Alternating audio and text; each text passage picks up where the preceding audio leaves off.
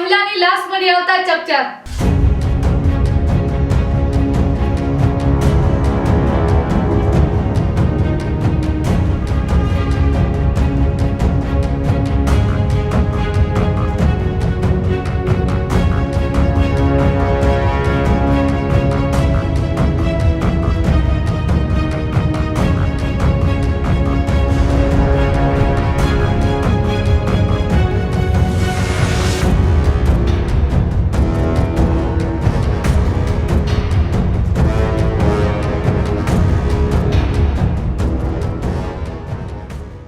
મુન્દ્રામાં Shubham petrol પંપની પાછળ આવેલી ચાલીમાં આવેલ બાવળની ઝાડીઓમાં જ્યાં પાણીનો સંગ્રહ છે ત્યાં અજાણી સ્ત્રીની લાશ મળી આવતા સમગ્ર પંથકમાં ચકચાર મચી ગઈ હતી।